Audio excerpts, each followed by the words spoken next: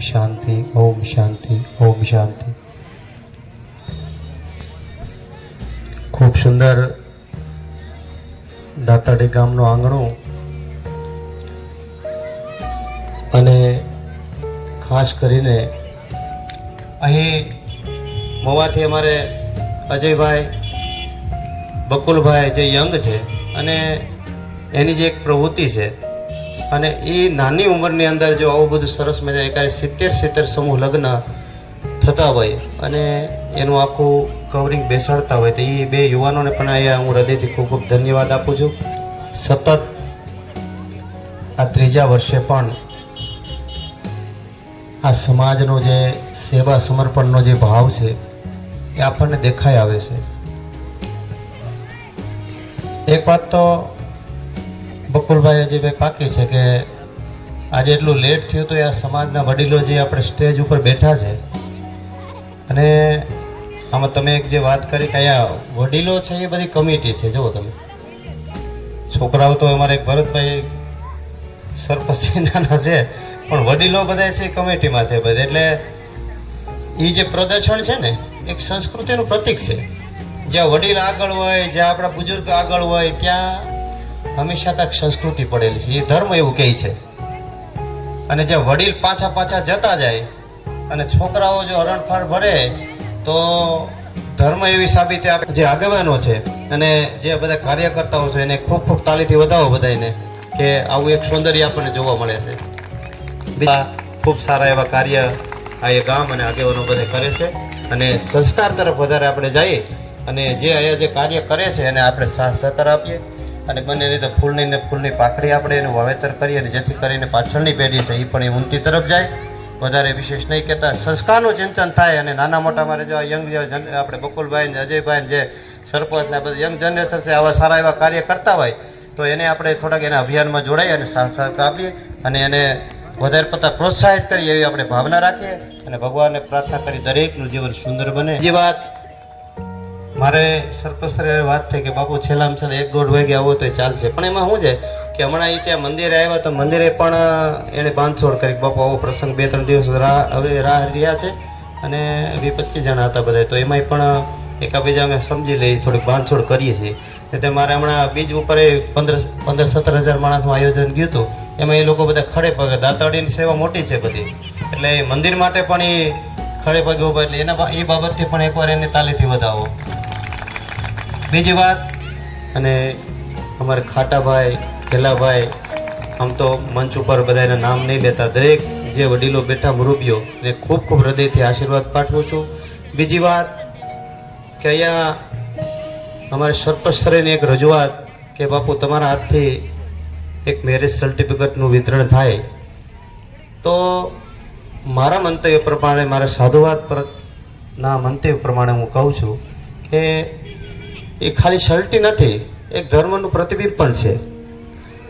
કારણ કે એક ગુરુ શિષ્ય હોય ને તો આપણે એમ કે બાપુ તમારી કંઠી પહેરવી છે તો કંઠી પહેર્યા પછીના જે કાર્ય આવે છે, વસ્ત્રો પહેર્યા પછીના જે કાર્ય આવે છે, ચાંદલો કર્યા પછીના જે કાર્ય આવે છે એ આપણે જીવનમાં કરવાના હોય છે. બધાએ ગુરુ છે તો ગુરુ એ એક વસ્તુ તરીકે આપણને સમર્પિત વસ્તુ આપતા હોય પણ એ જીવનમાં જીવીને આપણે બતાવવાના હોય ત્યારે શિષ્ય પાકા થતા હોય છે. એટલે કંઠી છે, માળા છે, ચંદનનું તિલક છે, વસ્ત્રો છે એ બધું એક ધર્મની પ્રતિમાઓ છે બધી. એમ આજે એક સલ્ટી છે તો સલ્ટી એક ધર્મના પ્રતિબિંબ રૂપે હું બધાને આપવા જઈ રહ્યો છું. તો એમાં સંસ્કારની ભૂમિકા તમારી બધાની વધે અને બને ત્યાં સુધી જીવનમાં દરેક અહીંયા જે વરઘડિયાઓ બેઠા હોય છે, નવદંપતિઓ બેઠા છે તો તમારા જીવનમાં સમજાવટ કરીને દુનિયામાં બધું જોયું છે પણ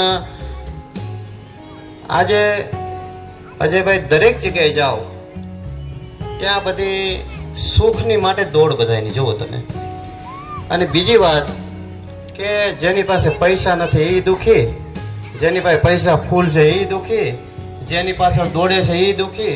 આ ત્રણેય વ્યક્તિ દુઃખી છે. બોલો જેની પાસે આખો ખજાનો છે ને એને આપણે રોતા જોયા છે કે આને 70 પેટી ખાય એટલું ખૂટે એમ નથી તો એ લોકો પણ રડે છે. તો આપણને એમ થાય કે આ લોકો તો જેની માટે જે લોકો દોડે છે એ વસ્તુ તો ભગવાને આને દીધી તોય કેમ એટલા બધા દુઃખી છે. અને જે માણસ એની પાસે યત્ન કરી રહ્યો છે પૈસા મેળવવા માટે એ વ્યક્તિ દુઃખી છે. અને જેની પાસે હાલમાં હયાતમાં છે એ વ્યક્તિ, તો આમાં સુખ કોને ગણવું આપણે, કે જેની માટે આપણે સુખ, જે એની પાછળ જે આપણો યત્ન છે બધાયનો, કે સુખ સુખ સવારથી ઉઠી સાંજ સુધી દરેક વ્યક્તિનો એક સંકલ્પ હોય કે સુખ માટેની દોડ. તો એમાં આખો નિર્ણય એવો આવે છે કે મેં જોયું છે કે આ ત્રણેય વ્યક્તિ જો દુઃખી છે તો ત્રણેયમાંથી આપણે સુખી કોને ગણવા? તો એમાં એક જ નિર્ણય આવે છે કે ત્રણેયમાંથી જેની પાસે સંપૂર્ણ રીતે પૈસા 70 પેઢી ખાય એટલા છે એ સુખી નથી, જે પૈસાની પાછળ સતત મહેનત કરે છે એ સુખી નથી, જે મેળવીને બેસી ગયો એ સુખી નથી.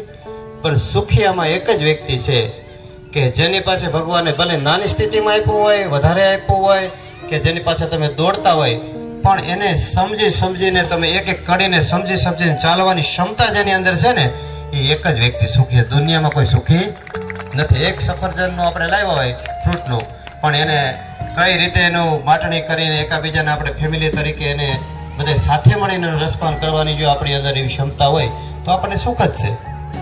એમ દરેક ઘરના જે સંસ્કારો છે એ બધા સમજણના ભાગરૂપે સુખી છે. બાકી દુનિયામાં કોઈ સુખી નથી. નથી પૈસાવાળા સુખી, નથી પૈસાની પાસે દોડે એ સુખી, જે મેળવીને બેસે એ દુઃખી છે.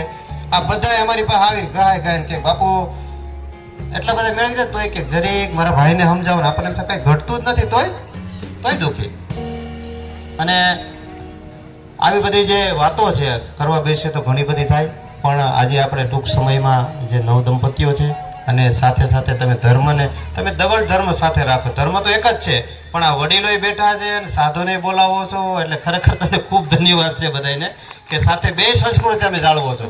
અને જ્યાં વડીલો આગળ હોય, જ્યાં સાધુ સંતો ભગવો જ્યાં વસ્ત્રો આગળ હોય, ત્યાં કોઈ દી હંમેશા બઢોતરી હોય, ત્યાં કોઈ દી પદનો પાયો થતો જ નથી. એ અમે બધા સાક્ષી રૂપે સાધુ સંતો મહાપુરુષો બધા આપણા ઋષિમુનિઓની સાક્ષી આપે છે. જ્યાં વડીલો આગળ હોય, જ્યાં ઋષિઓ આગળ હોય, જ્યાં સંતો આગળ હોય, જ્યાં ધર્મ આગળ હોય, ત્યાં કોઈ દી પતનનો પાયો આવતો નથી.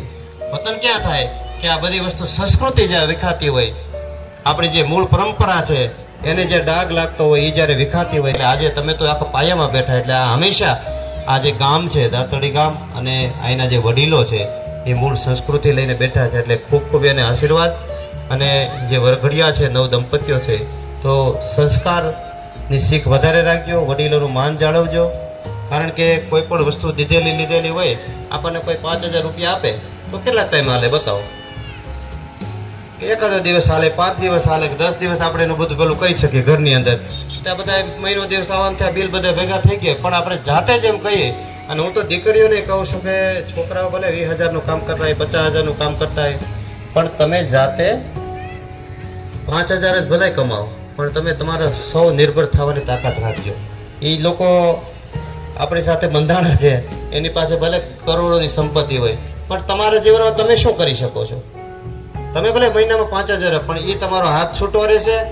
તમે તમારા જીવનમાં ક્યારેય પણ કોઈની પાસે તમારો હાથ લાંબો નહીં કરવો પડે. તમને ટેલરનું કામ ફાવતું હોય, તમને ઇમિટેશન ફાવતું હોય, તો એ તમે તમારી રીતે પ્રવૃત્તિ ચાલુ રાખજો, જેથી કરીને તમે તમારા પગ ઉપર નિર્ભર રહી શકો.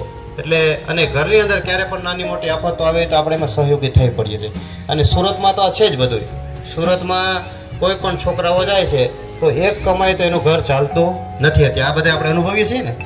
ઘરેથી બધા બહેનો એને સાથ આપે ત્યારે એમ થાય કે બધા દૂધના અને શાકભાજીના બિલ જો ને બેઠા દાંત કાઢે હશે છે કરીને એ બધું પહોંચાય એમ નથી. એટલે બહેનોનો સાથ સહકાર પૂરો છે, હંમેશા ઊભા જ રહ્યા છે. એટલે એમાં કાંઈ પેલું નથી બધું. અને બહેનોની એક આદત સારી છે કે એકાદે 500 રૂપિયા વહીવટ કરવા દીધા હોય તો અસ્તવ્યસ્ત વાપરી નાખવા.